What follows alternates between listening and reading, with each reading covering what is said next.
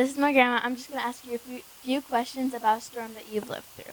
So what, where, and when was this storm that you lived through? In April of 1987, we had a very bad blizzard at our house.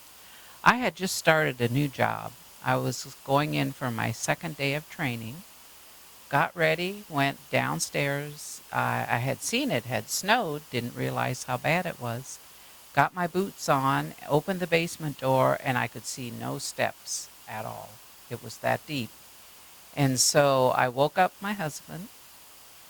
We got his brother, who lived right next door, had a four-wheel drive, and he said, absolutely, he will take me to work. And my husband went along.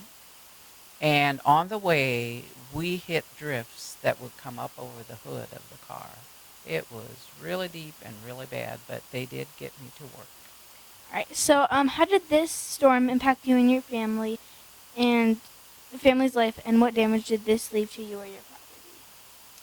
Well, the impact was, like I said, I did show up at work, but was supposed to be the head cook because only two of us girls made it in for the kitchen help, and there's supposed to be five of us. So we had very limited menu, served what we could, so it was a nursing home, so the residents could eat.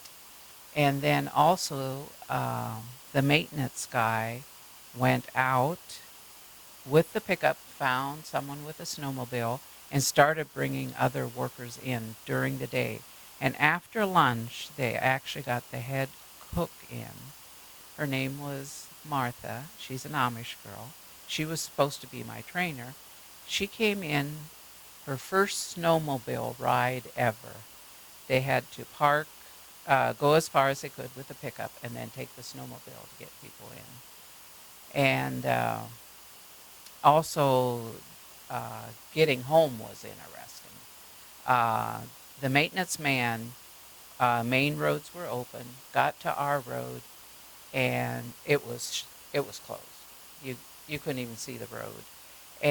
But I saw my brother-in-law. His vehicle was stuck, but he had started walking towards home.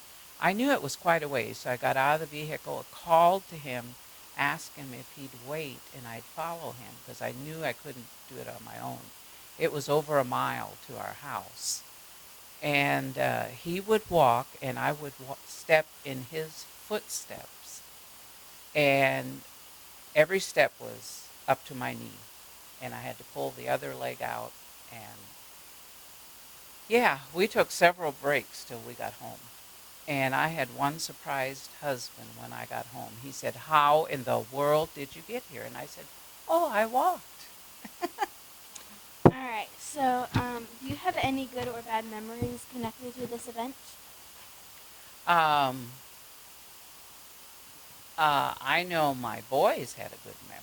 They were 12 and 9, and when they woke up, they were overjoyed. Oh, snow day. We don't have to go to school. Well, it turned out they didn't have to go for almost the whole week. It was 3 to 4 days before our road was finally open. They got a front end loader and dump trucks. They had to scoop the snow into the dump trucks and haul it away in order to get our road open. So what did you, your family, or your local government learn from this storm? Well,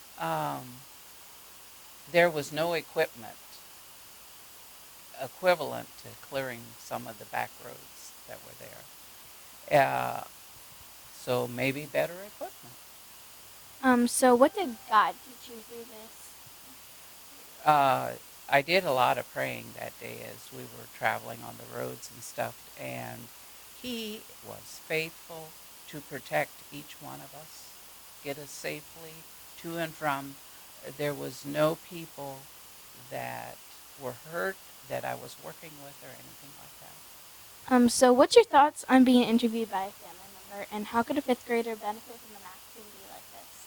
I love that you're interviewing me for this, Selah, because I probably would have never shared this story with you. And this triggered my memory, and I can tell you this story, and maybe someday you'll tell your children this story. Well, thanks for letting me ask you a few questions about astronomy. Thank you. You're welcome.